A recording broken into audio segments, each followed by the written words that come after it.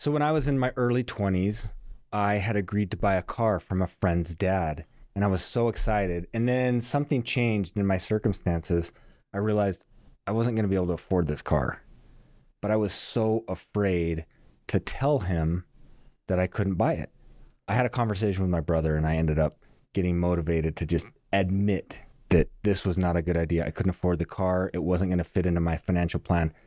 And in that moment, I realized no one ever taught me how to have the difficult conversations around money.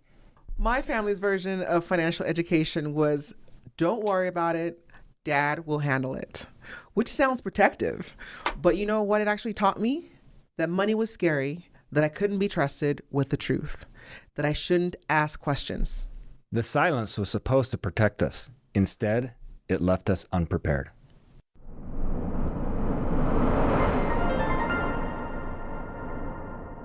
Welcome back to the Broker's Table, Legacy at the Table. If you're joining us for the first time, welcome to the family. And if you were here last week, thank you for coming back. Last episode, we shared our money stories and introduced what this season is all about. If you haven't listened to that one, I'd encourage you to go back. Today builds on that foundation. Today, we're talking about the conversations most families never have, the money talks that should happen at the dinner table but don't, and why that silence cost us generationally. We're going to get specific, not just talk to your kids about money. We're going to give you actual scripts, word for word examples of how to start these important conversations. By the end of this episode, you'll have a framework for family money meetings and the confidence to have conversations that might feel uncomfortable but are absolutely necessary. Let's be real about something. Our parents thought they were protecting us by not talking about money, and I believe their intentions were good. But good intentions don't equal good outcomes. My parents never said money is scary, but when the only time I heard about finances was through the wall at midnight, that's the lesson I absorbed. Children are smart. They sense when something is being hidden, and their imagination fills the gaps, usually with worse assumptions than the truth. I wish someone had taught me or told me how much money we make in the family. Not because I wanted to know the numbers or needed to know the numbers, but it would have been helpful to have that framework. I wish my stepmom had explained how she stretched the budget. I watched her perform magic, making ends meet, but she never taught me the mechanics. It wasn't until I was an adult that I realized those were skills, not just survival. I wish somebody had taught me how credit works and how to build it at a young age. I wish someone had told me that investing wasn't just for rich people or people named rich, but mostly just rich people. For us, the turning point was watching our kids start to ask questions. Are we rich? Why can't we buy that? How much money do you make? And of course, we can only do what we know, and often what we know is what we grew up with. And so if we wanted to make a change, we were going to have to not only decide to make a change, but also learn how to make the change, build those skills. We realized if we don't answer these questions, who will? YouTube? Their friends? TikTok? No, thank you. We'll be the source. Absolutely. There are usually 3 conversation killers. One of them being fear of shame. The first thing that stops families from talking about money is shame. I don't want my kids to know we're struggling, or I'm embarrassed that we're not further along. But here's the truth. Your kids already sense the stress. The difference is whether they have context or just anxiety.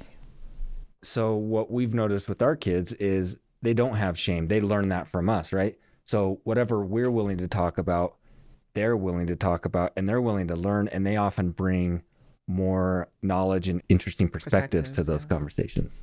Absolutely. And sometimes there are conversations like too much information. There's a second conversation killer, and it's the fear of judgment. We don't want people to know if we're struggling, but they also don't want us to judge. We don't want them to judge our bad decisions, right? So if we give them too much information or have those difficult conversations, we're afraid that there will be some judgment that comes with that. This is where age-appropriate transparency comes in. You don't have to share the exact numbers with a 7-year-old, but you can share concepts, principles, and the why behind decisions. The third conversation killer is fear of inadequacy. I don't know enough about money to teach my kids. Rich and I both felt this. But here's what we've learned. You don't have to be an expert. You just have to be willing to learn together. Some of our best family conversations have been, I don't know the answer to that. Let's look it up together. Or even, what do you think? What's your instinct? That models something powerful. Learning never stops. Now we're going to go over the 3 rules of money conversations. Rule 1, no shame. The first rule in our house, no shame. We don't shame each other for past mistakes, current situations, or questions that seem basic. Okay, this is perfect. So not too long ago, our middle son wanted to go on a school trip. It was an activity trip, totally legitimate, great, right? Mm-hmm. Well, he goes to a private school. We do not pay private school tuition. He's on scholarship. Mm-hmm. So he sees himself with these kids whose families might have a lot more expendable income. Mm-hmm. So these trips, they are not cheap, and we don't have that much expendable income at that moment. It's not disposable. So what did we do? He might have felt that shame in the moment thinking, oh, we don't make enough money to go. Mm-hmm. You and I, do you remember what we did? Yeah. What did we do? We sat him down. We let him know that it was, it obviously cost money and how much it cost. And then we asked him what he could bring to the table. We made him a part of the conversation, first and foremost. We didn't just say no. We made him part of the conversation, and we came up with ways for him to make it work, which would, one, teach him that money didn't grow from trees. And secondly, that he could be a part of something that he truly wanted. And that was creating jobs for him to pay that back. Yep. He had to be part of the problem solving piece of that. He had something he wanted to accomplish, and we didn't have the funds right away to make it happen. Mm-hmm. But he was able to cobble it together partly through some of our resources, but then he had to go get his own work and income, and he was able to do that. I think if we had been ashamed of where we were at, number one, we might have just paid it. Like, we don't want our kids to think that we're too poor for them to have fun in school. Mm-hmm. And we probably could have made it work, right? Mm-hmm. But it wasn't in our budget. If we were ashamed, we might have made a different decision. But because we have this rule, we had an open conversation with him. He was able to go. It did not put a huge dent in our finances. And he was able to learn some really valuable lessons about planning and work and budgeting. And because this is something that he wants to do again next year, he now has a frame of thought in terms of how much it may cost. And so he can plan ahead. So instead of just hanging out in the summer, he can actually do some jobs that will save towards this big goal that he wants to meet. So again, we took an opportunity that could have been filled with shame and made it something... And disappointment. And made it something workable and something that he can now be a huge part of. Yeah. And something that he can use in the future, because he will run into issues like that when he grows up, where he wants to do something or he wants to do something with his friends. It won't be the last trip. Right. It will not be the last trip, the boys' trips and things like that. But it'll give him a chance to say, okay, my friends and I have this trip coming up in November. It's January. I need to have this much money by that time. What can I do in the meantime to save towards that? Mm-hmm. Rule number 2, no secrecy. Age-appropriate transparency is our standard. So our kids are part of the financial team, not outsiders to be protected. I mean, think about our son again, who wanted to go on the trip. We couldn't have had a really healthy educational conversation if we were guarded with all of our information. This doesn't mean dumping adult stress on children. It means letting them understand that there is a plan, there is a process, and they're a part of it. Rule number 3, questions are welcome. Any question, even uncomfortable ones, would rather explain than assume. So we tell our kids the only bad question is the one you're afraid to ask, because unasked questions become misconceptions that can shape behavior. This step, or this rule, is particularly important to me because growing up in a Nigerian household, you never asked why at all. You didn't even ask questions. You just did what you were told and hoped that no one felt differently or that you would get in trouble. Now being a parent and being able to allow our kids to ask us why is very, very new. It's something that I've had to get used to over the years because it wasn't something that I grew up with. But I have found it to be far more impactful in a very positive way that we're having these why questions, because it also helps me learn. so that I'm not making assumptions. So it's been a very interesting shift, and it only goes to show the impact of asking questions and the impact that it will have in your life as well as your children. Yeah, I think about the conversations we've had with our daughter, who we adopted as when she was almost 18, and she was learning to drive and buying a car and figuring out how to pay for insurance and all that stuff. And there was a time when she was not licensed, almost licensed, and she wanted to borrow the car, and we said no. Well, she thinks we're being mean, right? But so she asks why. We're able to have lots of conversation, not just with her, but with all of our kids about risk, about how insurance works, and how that kind of stuff, if you don't understand it, can really impact your finances in a major way and in a lifelong way. So I love that she asked why. And sometimes, we think, oh, the kids are just being snotty by asking why. They're looking for holes to poke in your argument. Well, great. Maybe you don't have a great argument. We had a pretty good argument because she was not licensed, and insurance can be very expensive, especially if you get in a wreck as an uninsured, unlicensed driver. So I thought it was a great conversation. I was glad that she asked why. She probably wasn't as glad that she asked why, because she got some knowledge that wasn't very convenient for her in that moment, but she can build on that knowledge. And I think it sets those foundation blocks that we talked about earlier. But more importantly, she now has that knowledge that she can then pass to her children.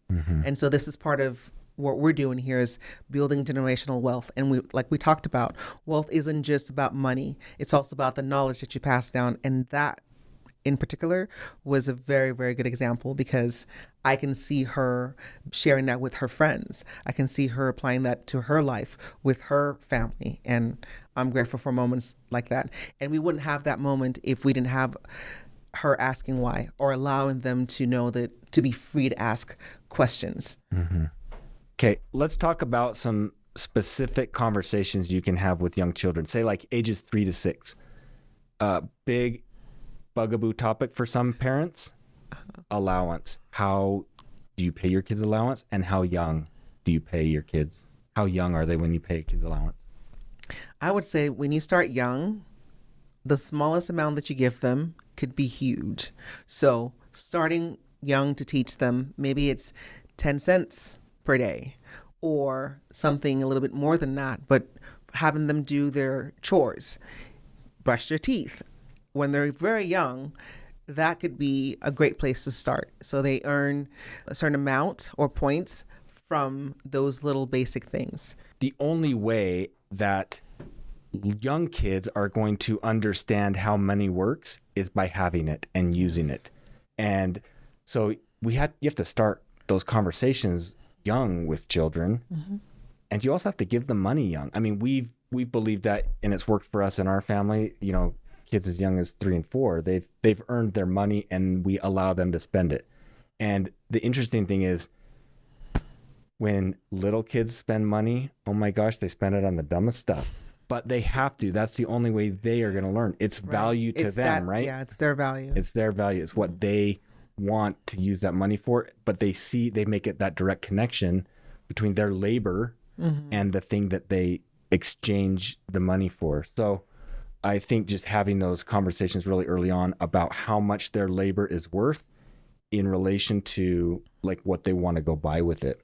And I was also thinking about how kids know what money is. They may not truly understand the concept of it, but they know that when you go in a store with them, that you are exchanging money for goods. And sometimes, the kids will have you, look for a toy when they're at the store with you. And that's a perfect place for you to say, hey, this is how much this costs. I only brought this for this groceries. We cannot get this right now, but we can come back after you've saved enough to buy this toy. And you can show them how much the toy is, so that now they can know how much they can save and when they can come back and get that toy. And half the time they'll forget about the toy anyway. But the fact that you're having that conversation with them is helping them know that in order to get this thing, I have to give up something. Another fun thing to engage in conversation with your young kids is just the price of things. So if you do shop, and sometimes it's a pain to take those little kids to the grocery store. But if you involve them even in the shopping experience, it can make it so much more rewarding for you as an adult, and it can give them some valuable opportunities to learn. So you can ask them, how much do you think this should cost? Do you think this item should cost more than this item? And have them start to make those valuations on things and recognize that there is a cost to things. And in a world of finite resources and finite money, you've got to make decisions between this kind of cereal and that kind of cereal, or this toy and that food. And it can be a game. And, we know that these conversations and these experiences, they are effort. They take effort from parents, but that's our job, right? We're building that legacy, that generational legacy. So we have to put that effort in now. And it's really rewarding when you start to see it build after that first building block with the really young kids. And we're going to get into that next. It's so interesting that you said that, because as you were talking, that's all I kept thinking about. Oh, it's so much work to do that fun game that's not fun because you just want to go in the grocery store, get what you need and get out. But you have your little ones with you. So it is completely worth it to put in the time and the effort now, because once they have it down packed, then they can share with others and share with their children, and it'll become part of their lives. With young children, it's about basic concepts. Little kids need to understand where money comes from, what its value is, and how to get it. Those are the kinds of conversations that we've had with our young children, and we haven't been perfect, but we think that they have worked pretty well. So an example of a conversation you can have with a 4-year-old is, do you know how dad gets his paycheck? Do you know what a paycheck is? Just as simple as that. Do you know what mom does with the money that she earns? Like that it goes into a bank, and that from those funds, we can pay for things like the house, the car, the water, the treats, the fun. And one of the things I love about that was, when I was much younger, being told those things were more of threats. Oh, don't turn on the light, you're wasting the electricity, or don't use so much water. Do you know that costs money? These shouldn't be threats. These should be conversations to help them understand that there is a cause and effect. Yeah. That you pay for this thing and then you get to have these things. Because a lot of kids, especially in America, do not understand the concept of not having electricity in their home 24/7. Not having electricity is just a scary thing. We took our kids to Nigeria one time and the power went out and our kids freaked out because they never experienced that. So there are other kids in other parts of the world that don't experience the consistency. NEPA. Is that what people say? NEPA, yeah. NEPA. So in teaching our kids, allowing them to know that this utility is on because it's paid for. And if we don't pay for it, we wouldn't have it. Is just bringing them into that conversation to help them identify where things come from. So it's a building block, it's a right? Complete building block that money comes from somewhere. That money is used to make our lives better. These things. And what you brought up is like how to frame that conversation with a positive mindset instead of a scarcity mindset, like an abundance mindset, I should say. Yeah. So instead of saying, oh, you can't waste this or waste that, which is good. Like we want them to not waste and we want them to conserve. But the shift is that because we can earn money from our labor and we can put it to work to get the things that we want out of life, we can pull certain levers and do more work or better work or have that money work for us in a different way. That's later down the road. That comes after the foundational building blocks that we're talking about of just these basic concepts. So you can definitely have a conversation with your 3 to 6-year-old about the basic concepts of money and what it does for us. So after kids have building blocks of financial literacy and wealth management, we can move into building skills. This comes at like age 7 to 12. The only way to build skills is to practice. And so we've given our children money and they practice with that. Some parents might use preloaded debit cards as ways to give their kids opportunities to spend and to look at their finances. There's also apps that allow them to exchange money, store money, track their budget. I think those are great opportunities to allow kids at that age to build skills. great opportunity, but also this is the times that we're living in. Before you can have your envelopes or your piggy banks, but now these preloaded cards are the way that the kids are managing their money these days. But what I also like about that is that it gives me a little bit of a leeway to see what they're doing with it. So we can still teach them without necessarily holding them back completely. Yep. Giving the skills, but also giving them the freedom to, sometimes they spend all their money and that's it for the week. That zero balance, Exactly. huh? That's like staring you right in the face. Mm-hmm. We use an app that allows us to see what their balance is, Mm-hmm. and it allows us to give them money. The one thing I like about that is sometimes, I'll make a deal with them, or I'll want them to do something for me, and they might be thinking, what's in it for me? Mm-hmm. Maybe $5 is in it for you, right? Maybe it's $10 for the little ones. Maybe it's $2. That's a lot of money for an 8-year-old sometimes. Mm-hmm. Those apps allow me to like quickly reward them for good behavior and give them just more opportunities to practice. Absolutely. And also for the work that they put in. What was the age group we're talking about right now? 7 to 12. 7 to 12. This is when they can actually do decent chores around the house. So those taking out the garbage could cost a little bit more than 10 cents.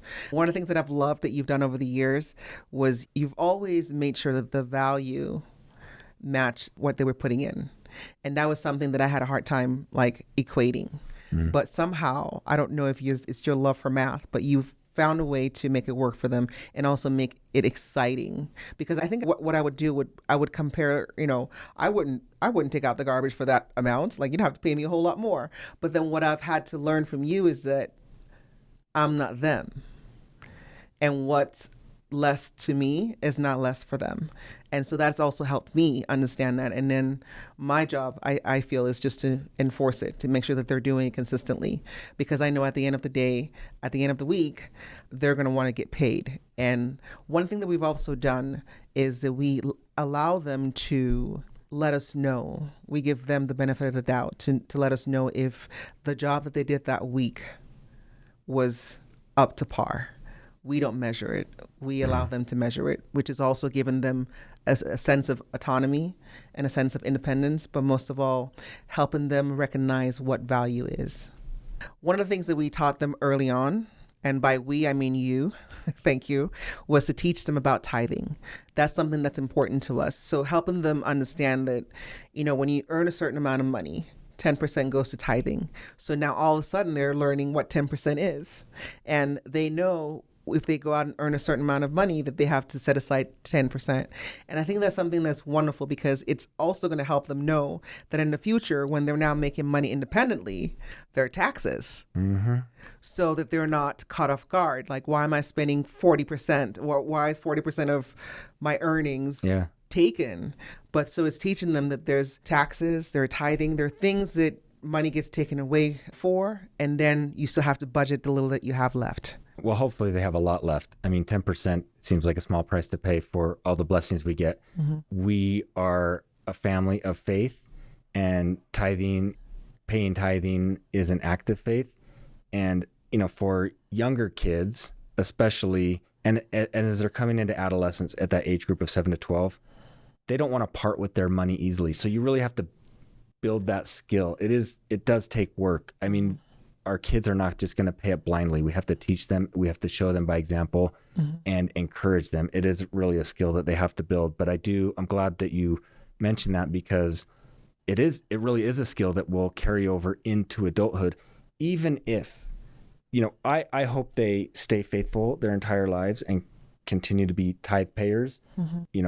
We see that as giving back to God, giving to charity, helping other people. We see a lot of value coming from those donations that we make.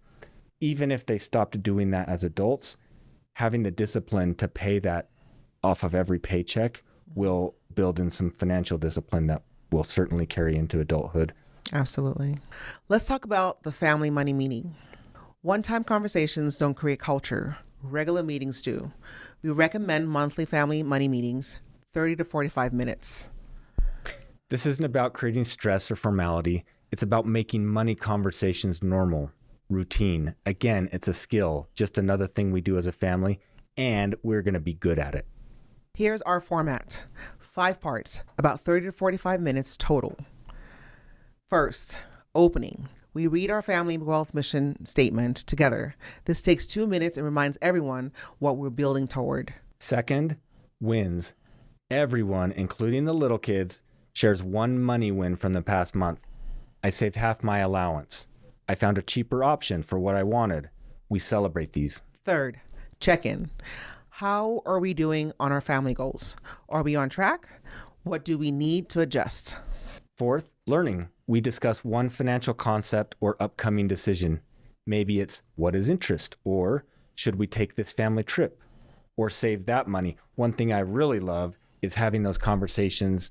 They don't happen that often, but we've created these investment accounts for our kids, and every now and again we'll bring them in on decisions about what stock to buy, right? So like Joseph is part owner in McDonald's, and he helped make that decision because part owner and part consumer. Yeah, his balance sheet is definitely in the negative, but at least it's good to know that you're paying yourself to a little bit when you go to McDonald's for him. Fifth, closing. Everyone commits to one action before the next meeting, and we end with our family prayer, or most of you might call it affirmation. Now, will your kids be excited about family money meetings? Probably not at first. Ours weren't, but you can pay them to come. There you go. Start small, maybe 15 minutes, make it enjoyable, snacks help, and be consistent. The resistance fades when they see this is just what we do now. Time to take action. First, take the conversation audit in Chapter 2 of the workbook. Be honest about how often you currently discuss money with your family and what topics you avoid. Awareness is the first step. You can't change what you don't acknowledge. Second, write out 3 rules. No shame, no secrecy, questions welcome, and post them where your family gathers. The kitchen, dining room, TV room, wherever. Before every money conversation, review the rules together. It sets the tone. Third, put a date on the calendar for your first family money meeting. Use the framework we gave you. It doesn't have to be perfect. It just has to happen. The first one might be awkward. That's okay. The 10th one won't be. Start anyway. And I wasn't kidding about paying your kids to attend a meeting.